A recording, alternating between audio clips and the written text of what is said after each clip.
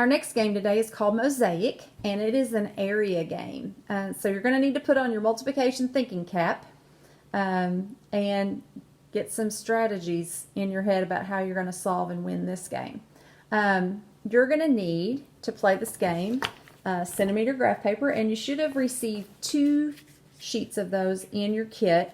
One of them you can slide inside a sleeve like this so that you can use your dry erase marker. Or you can use the colored pencils that were included in your kits as well. You're also going to need 2 die, so you should have had those in your kit. And then, of course, colored pencils if you decide to use them. That is up to you. So to play this game, you just need 2 players. So Caroline's joined me again today to play along. And you just need to decide who's going to go first. So I think today we'll just go by birth order. So I was born first, so I get to go first. So I'm going to take these dice and I'm going to roll them. And I rolled a 1 and a 4. So what I'm going to do is I'm going to choose this. I'm going to choose one side of the game board that's closest to me, and Caroline's going to choose the other side of the game board. So I'm going to go to a corner, and I'm going to use these numbers from my dice that I rolled to draw a 1 by 4.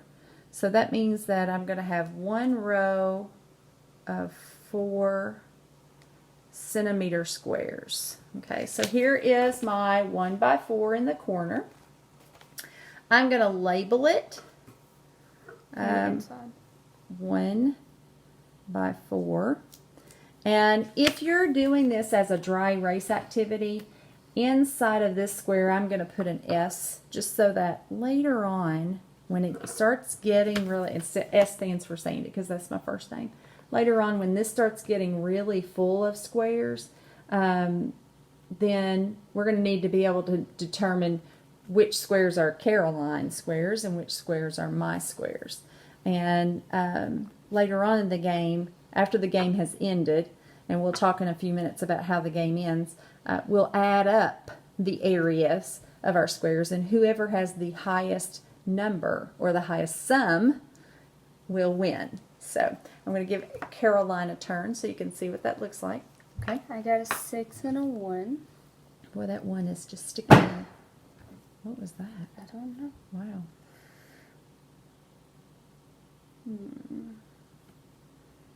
I'm going to go this Go way. that. So she chose to do a 6 by 1.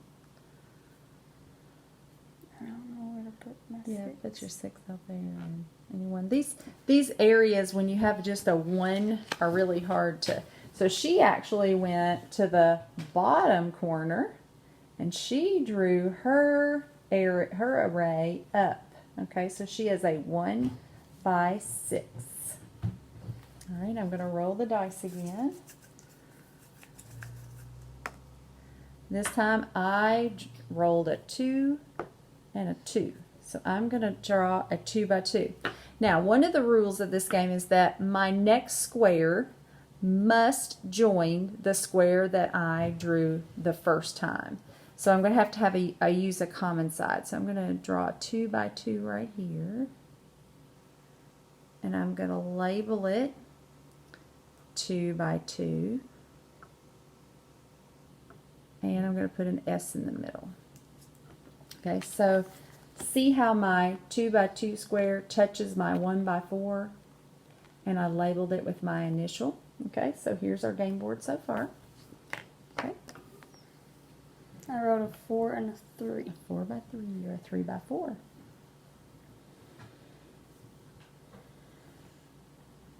Oh,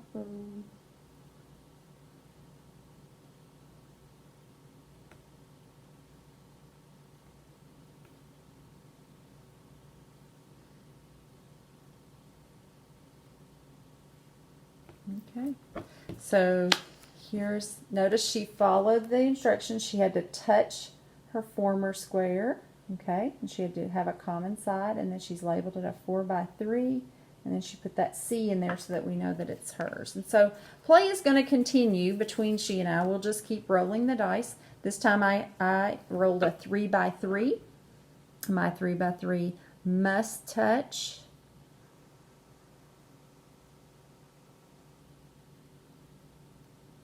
did I do that right? 1, 2, 3, yeah. Mm-hmm.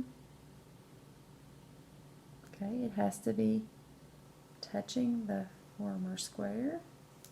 Okay, so see how I went down it? They share a common side right here. Here's my 3 by 3. Okay, and we're going to just keep playing until we run out of possible rectangles.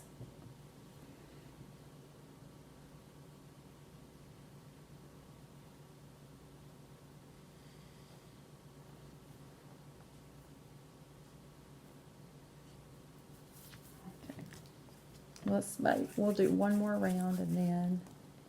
Okay, I got a 5 by 5. So let's see.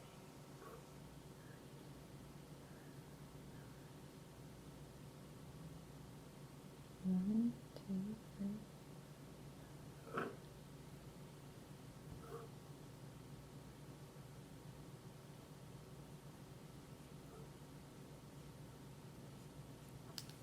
Okay, so here's my 5 by 5 that attached to my 3 by 3.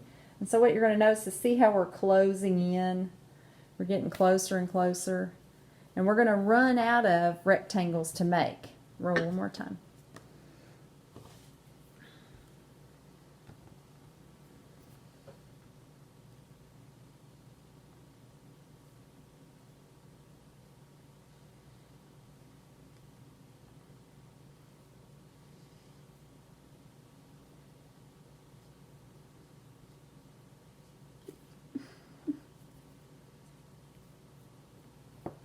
Okay, so we could continue to play, but for time's sake, we are just going to go ahead and talk about how the play ends. So play ends when there are no other rectangles can be made on the board. No matter how you roll the die, you know, you can't create a rectangle that touches another one in your set. So when that happens, what you're going to do is go back and you're going to find the area of each of the rectangles that you made. So my 5 by 5 was equal to 25.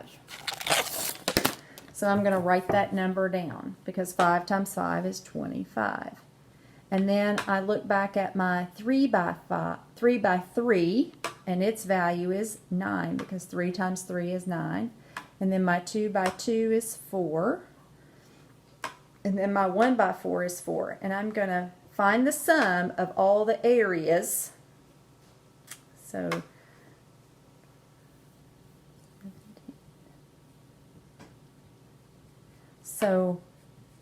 the area of my rectangles is 42 square centimeters because we're working on centimeter paper, okay? And then Caroline's going to find the area of each of hers. 6, 12, 12, and 8. 24 and 30 centimeters square. And then you compare. I had 42 centimeters square. She had 38 centimeters square. It looks like I had more area, so I win this game of Mosaic. Have fun playing. Work on finding the area. Use those strategies with multiplication. Good luck.